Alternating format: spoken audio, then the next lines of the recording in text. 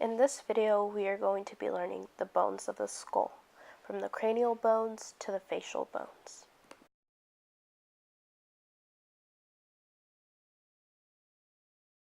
Let's start with the cranial bones. A mnemonic device that I came up with to make it easier for me to learn these bones was step of 6. S for sphenoid bone, T for temporal bone, E for ethmoid bone, P for parietal bone, O for occipital bone, and F for frontal bone.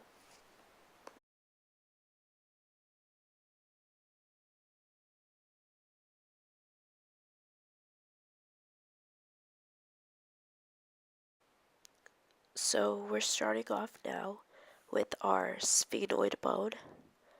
You can see it's located right here. It has a greater and a lesser wing.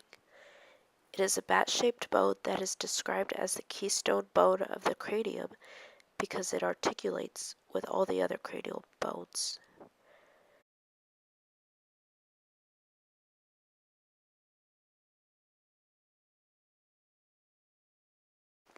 Then right beside the sphenoid bone, we have the temporal bone.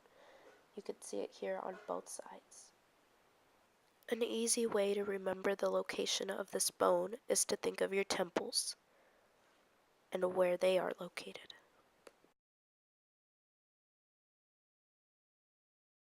The next bone extends from this side to this side. It is the ethmoid bone. It is made up of the nasal septum and the nasal cavity.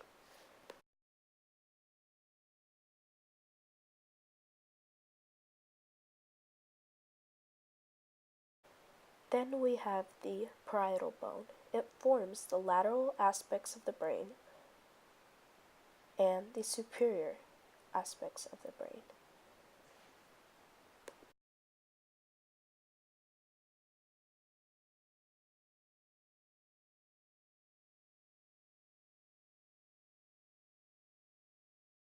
Now, this is the occipital bone. It forms most of the posterior portion of the brain.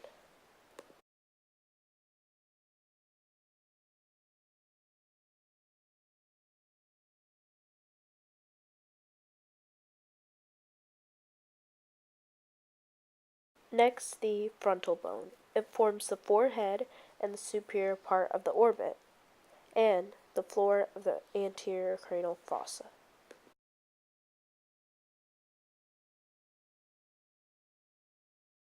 Next, we have the facial bones of the skull.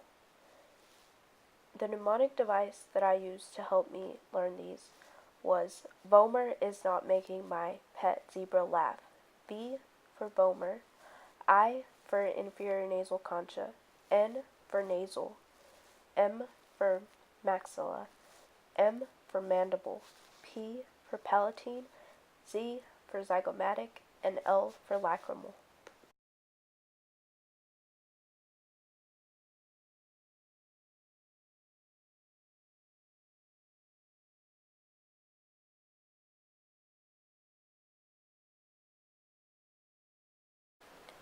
The first bone is the vomer bone. This red arrow points to the vomer bone. The vomer bone is a thin blade-shaped bone that separates the left and right sides of the nasal cavity. It forms the inferior nasal septum.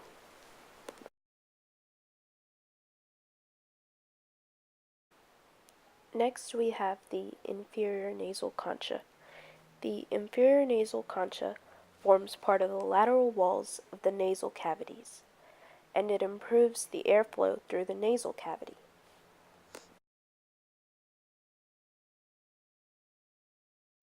The nasal bone. The nasal bone is made up of these small rectangular bones right where this arrow is pointing.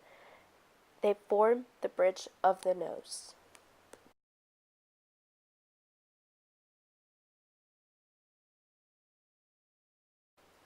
Next, we have the maxilla bone.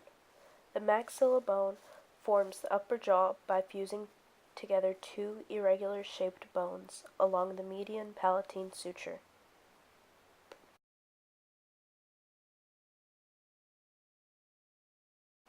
Next, we have the mandible.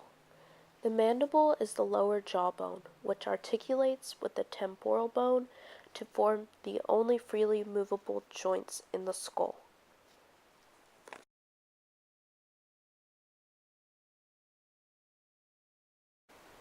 The palatine bone. The palatine bone is two irregularly shaped bones that form the back of the hard palate and help to form the nasal cavity and the floors of the orbits.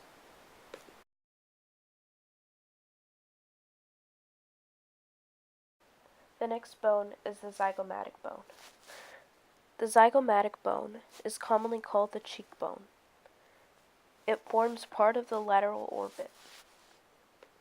These are the lacrimal bones. The lacrimal bones form part of the medial orbit in between the maxilla and ethmoid bone. To end off the video, I will just go over a couple of important bone markings.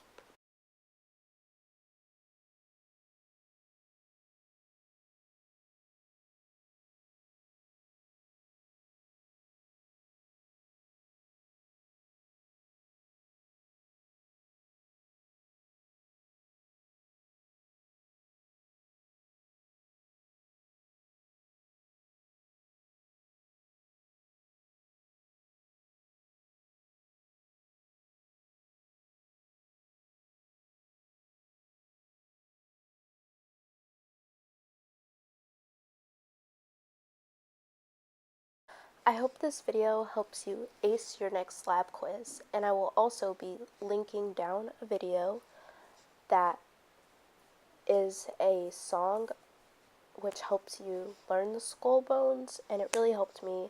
Hope it will do the same for you. Thank you for watching.